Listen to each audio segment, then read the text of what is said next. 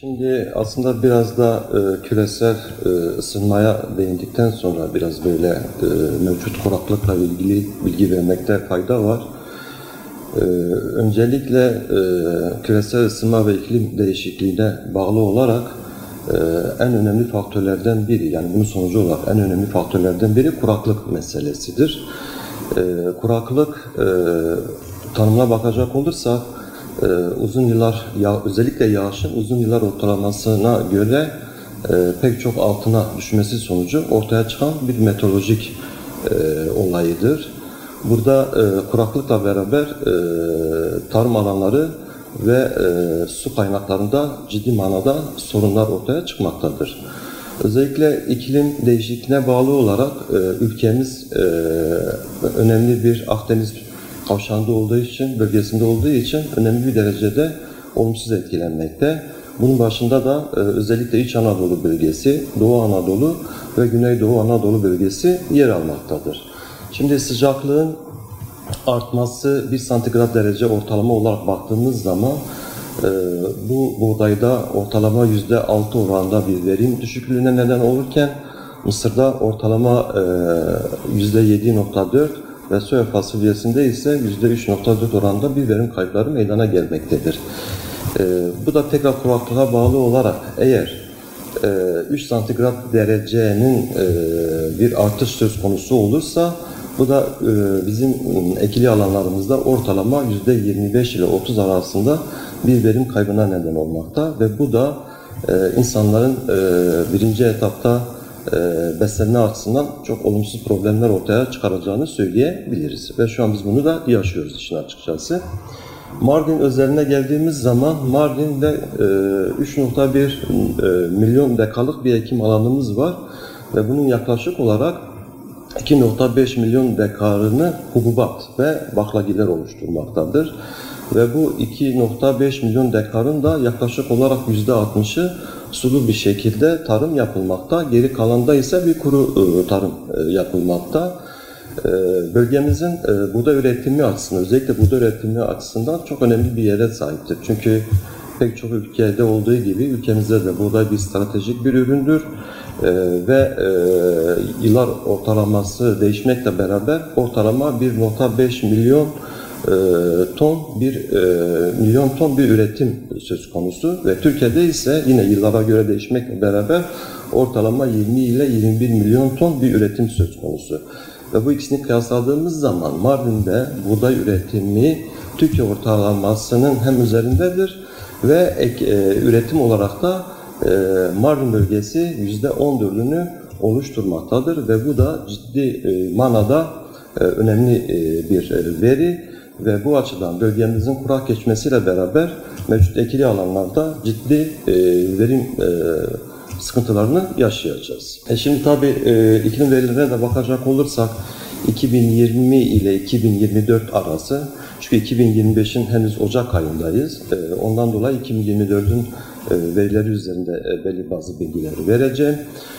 2020 ile 2024 arasında ortalama 500 milimetreye yakın bir yağış aldığını görüyoruz. Aldığımız verilere dayanarak bunları söylüyorum. 2024'te yine 500 milimetre bir yağış söz konusu. Bununla ilgili bir sıkıntı yok. Ama bitkisel üretimde en önemli olan problem mevcut yağışların aylara göre homojen olması önemli. Mesela 2024 yılının Eylül, Ekim ve Kasım aylarına baktığımız zaman ve bu dönemlerde bölgemizde ekim alanlarının yoğun bir şekilde ekim yapıldığı yerler ve bu alana baktığımız zaman almış olduğu yağış bu sene itibariyle 93 milimetre. Geçen seneye göre kıyas yaptığımız zaman 3 aylık iklim verilerine göre 233 ve geçen seneye nazaran 2,5 kat bir azalma söz konusu ve bu da ciddi bir problem oluşturmakta. Araziye de gidip baktığımız zaman şu an ekili alanlarda özellikle sulu olan yerlerde ve Ocak ayının içerisinde olmamıza rağmen şu an sulama yapılıyor. Yani bu dünyanın hiçbir yerinde olan bir olay söz konusu değilken yağışların az olması ve bitki yetiştiriciliği için yeterli derece olmadığı için kuyuları ve sulama imkanı olan çiftçilerimiz ikinci sulamaya kadar bu hafta içerisinde başlayacaklarını söylediler ve bir sulama yapılmış. Burada dezavantaj olan durum ne? Bizim için birinci ürün olarak ekilen buğdayın özellikle de kurak alanlarda önümüzdeki aylar içerisinde yağış almaması durumunda bu ekili alanlarda ne yazık ki bir ürün hasadı gerçekleşemeyecek. Bu da çiftçinin bundan olumsuz bir şekilde etkilenmesi sağlanılmış olacaktır. Bitki yetiştiriciliğinde özellikle yağışın homojen olmasını söyledik. Çünkü sonbahar ve kış aylarında mevcut bitki yetiştiriciliği için elverişli olan yağışlarımız henüz gerçekleşmedi. Eğer önümüzdeki dönem içerisinde, yani ay olarak söyleyecek olursak, Şubat, Mart, Nisan, Mayıs aylarında istediğimiz düzeyde bir yağış olursa burada olumsuz etkilenme minimuma indirilmiş olacak. Ama tekrardan bu süreç içerisinde yağışların olumsuz olması ve aylara göre homojen olmaması ve istenenden yağışın olmaması durumunda bitki yetiştiriciliğinde problemler ortaya çıkacaktır. Bu tabi sadece bitki bazında biz değerlendirmiyoruz. Çünkü yağışlar aynı zamanda su havzalarının su dolması, diğer taraftan göletlerin, barajların, akarsuların su seviyesinin artması açısından da oldukça önemli. Diğer tarafta da özellikle hayvancılık yapılan alanlarda, çayır mera alanlarında bitki büyümesi gerçekleşmediği için burada mevcut olan hayvanların kıtlıkla karşı karşıya kalması durumu söz konusu olacaktır. Bunda meyve, sebze ağaçları, özellikle meyve ağaçlarında biz bunları daha önceki dönemlerde gördük. Yağışın azlığına bağlı olarak meyvelerde küçülme, meyvelerin şekil bozuklukları, bunun yanında özellikle verimin her geçen yıla göre daha da bir azalış olduğunu net bir şekilde gördük. Böyle olması durumunda tekrar bu gibi problemlerin ortaya çıkması kaçınılmaz olacaktır. Mısırın ekilmemesinin belli bazı nedenleri var. Özellikle son desteklenme içerisinde mısır bitkisinin çıkarılması. Biz daha önceki çalışmalarımızda da biz bunu sürekli dile getirdik. Mısır bölge şartlarında özellikle su ve kuraklıkla beraber ekilimi ekonomik değil. Çünkü bundan yaklaşık olarak 10 yıl, 15 yıl önce bir artezyen kuyusu ortalama 100-120 metreden su çıkarken şu an 400-500 metreyi bulmaktadır. Bunun temelinde de su kaynaklarımızın mısır sulaması amacıyla kullanılmış olmasına biz bunu bağlıyoruz ve bundan dolayı alternatif bitki yetiştiriciliği, bununla ilgili Tarım İl Müdürlüğü'nün de yapmış olduğu çalışmalar var, bizim de yapmış olduğumuz çalışmalar var.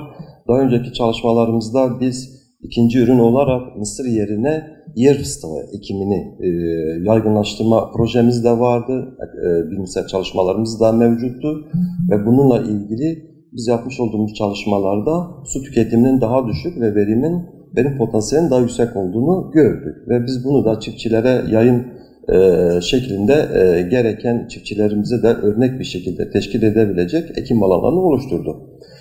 Şimdi tabii son zamanlarda aslında bölgede mısıra alternatif olarak ayçiçeği ekimleri de gerçekleşti ama ayçiçeği ekimlerinde istenilen verim elde edilemeyince o ekim alanlarında da bir azalma oldu.